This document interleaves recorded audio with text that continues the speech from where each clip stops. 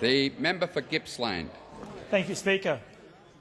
My question is to the Minister for Agriculture, Fisheries and Forestry, and I refer the Minister to his answer to my question yesterday, in which he said, and I quote, "I will not show any sympathy for someone who, unlike his colleagues, refuses to engage in the process and decides he would rather get a headline and jump up and down here.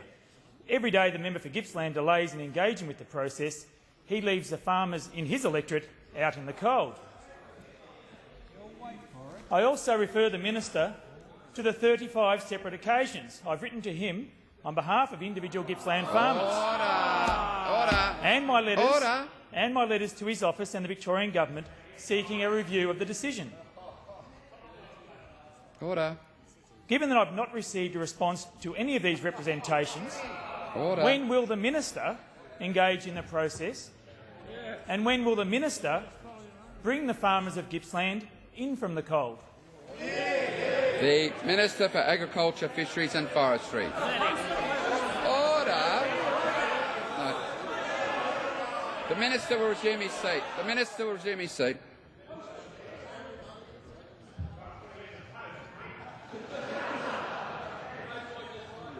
The member for Lyons, the member for Oxley are not assisting. Minister.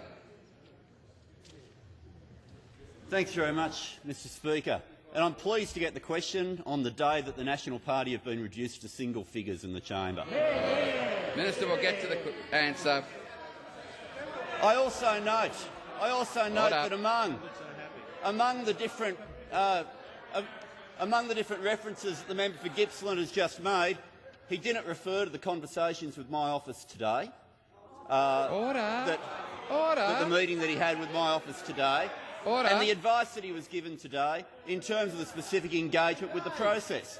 I would also add that I met with the chair of the National Rural Advisory Council the Sunday before last, and on that occasion we went through the issues with Gippsland, and he made clear at that point that there would be a new assessment, that the original survey that was done was a desktop assessment, and that they would be going out and looking at. They would be going through and looking at a reassessment of the Gippsland area. The important thing on the process and on the engagement is to understand the pathway through. And as I remind the member for Gippsland, yesterday, when I made that comment was when I was explaining the process, and he stood up.